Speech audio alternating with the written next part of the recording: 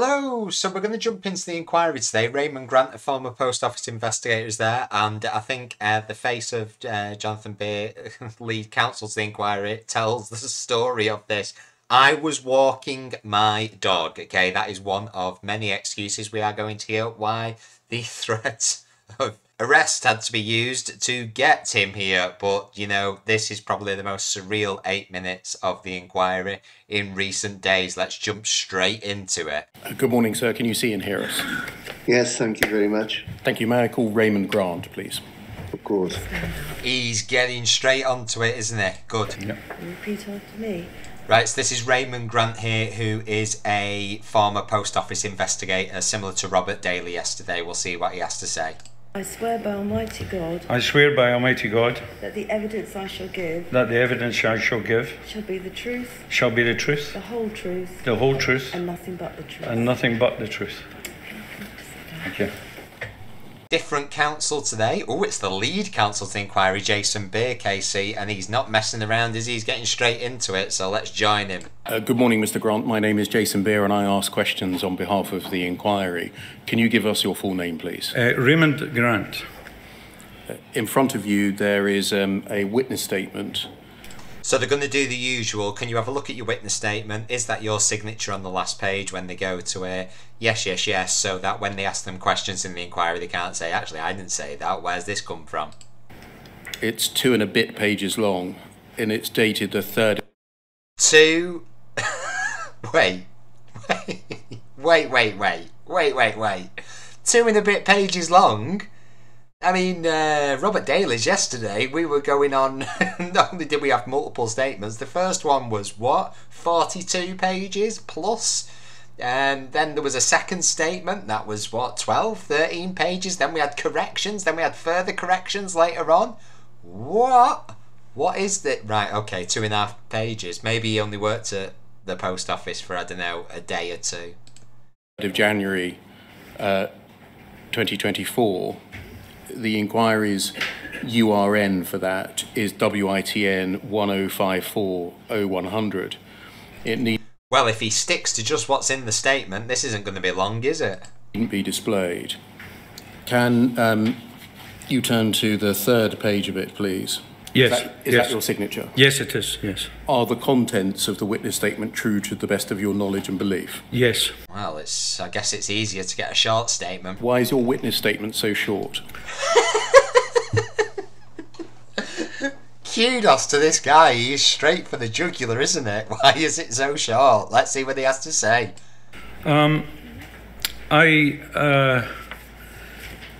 I received the bundle of papers on December the 5th last year. My current role is I work in a homeless centre for a Christian organisation. It has 30 residents in it. Say he was very busy, wasn't he? Very busy, but that would be disrespectful to the inquiry and what the subpostmasters have gone through, wouldn't it? So hopefully he doesn't say that. I am the programme manager in that unit. My job is to ensure that these residents get the level of respect and dignity that they deserve. Well, ditto sub-postmasters, eh? Particularly the ones that have been sent to prison and had their lives ruined because of things that, prosecutions that should have never been brought. But let's give them a chance. Part of the role is to ensure that at that time of the year, December, in a Christian calendar, there are a lot of activities going on, carol services, Christmas dinners, various other bits and pieces. We were, at that point, 5 members of staff short. Well, we've all got lives and jobs and issues at work and staff absences over winter, haven't we, with cold, flu, etc, etc. I'm not so sure that means this should have been low priority. I was working somewhere in the region of 10 to 11 hour days. I was going home, walking my dog. This seems like a major tale of woe here, doesn't it? And at the same time, the home where I was living, I was asked to vacate it by the 31st of December. So I was in the process of trying to purchase a property, view a property, deal with conveyancing issues, dealing with mortgage arrangements. So there was a clear clash of priorities as far as I was concerned. Okay, so he's had some personal issues. You know, it's understandable that takes up a lot of time. He's been working hard. But still, 2.5-page witness statement. I chose my current job as being the most important, as it directly affected 20 members of staff and 29 homeless residents.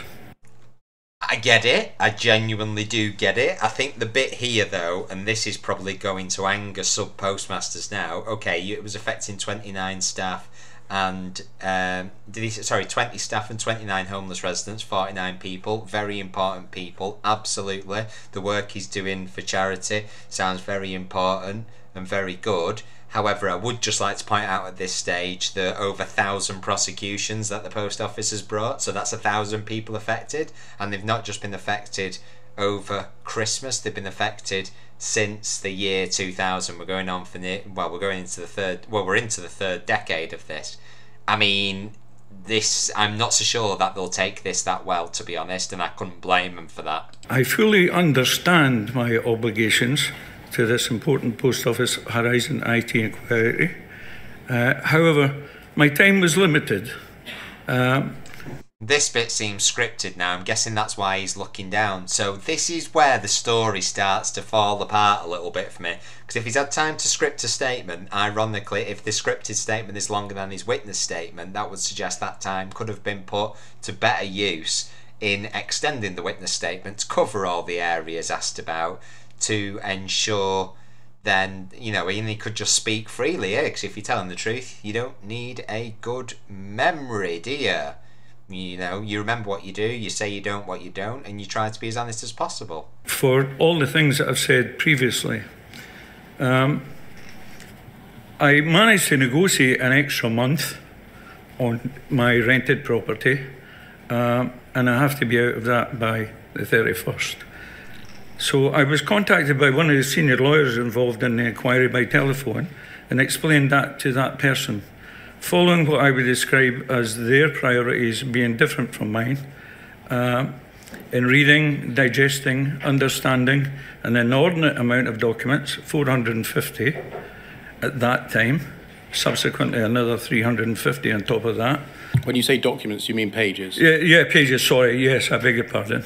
And then having to prepare a detailed statement of my memory from the time of employment, which was 16 years ago, to any involvement in any post office investigation.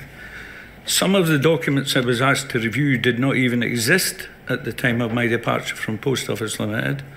I received a second call some days later advising that I had to complete the task and submit my draft statement by the 2nd of January. So it sounds like he wasn't going to do it at all because of all these competing priorities until they rang up and said, no, it's like statutory inquiry, you absolutely have to, you've been summoned to do it. Wow, seems like he's here with his hand behind his back. 2024. I explained again to the caller it was not physically possible for me to devote my personal time to answer all the questions required. It pointed out to me that... Wow. I wasn't able to devote my personal time to answer all the questions required. Well, presumably they're asking you because they think you know. And that's why they're asking you. If you don't know, it's quite simple to write, I don't know about X, Y, and Z. These documents didn't exist during my employment. But look at the stories of the sub-postmasters. How many hours of his personal time has Alan Bates devoted to fighting for justice, which he should have never have had to do? How many hours of hundreds of hours, thousands of hours, millions of hours probably have sub-postmasters devoted to fighting to clear the names, to trying to scrape together some form of life, to trying to get somewhere to live again, to trying to rebuild the family, trying to shield their children from the horrendous things they've gone through. I'm not feeling wholly sympathetic, not because I can appreciate his personal work circumstances, but I think the way he's reasoning is going here, it's not painting him in a good light. Failure to do so, I would potentially be breaking the law, and I had to comply. Again, I stated all the priorities I had going on, but my pleadings were going on deaf ears. Well, because it's appreciated, but clearly this is important too. I'm not sure this extended explanation, which probably doesn't need to be given in so much detail, is actually doing him any favours here. I explained about me moving home, and the caller asked if I should provide details of my conveyancing lawyer so they could be checked up on. So in short, it was a clash of priorities. Yeah, I'm just getting to it. He is not, he's like, great. What you're saying is you didn't have time for this and it wasn't your priority. I like him. If you allow me, I've just got one There's more. Well, just one more thing, if you don't mind. Thank you. The next level of communication I had was that sheriff officers appeared at my door and issued me with a Section 21 notice to say that I had to comply and be here today. And that's... But they told you that before when you rang them. They gave you time and told you that. And you're saying, I explained my reasons. They didn't accept it as a valid reason overall. So you just have to comply. It's the law. Right. So you're here under the threat of the exercise of compulsory powers. We had to serve a Section 21 notice. Yes, I agree with that. Yeah. That kind of focused me. And in my time, I then was able to... my first day off during that was January the 1st, following a 10-hour night shift during New Year's Eve and New Year's morning. That was when I drafted this minimum statement to comply with Section 21 order. I apologised to the court, but for all the reasons I've said, that's the reason why it's such a short statement.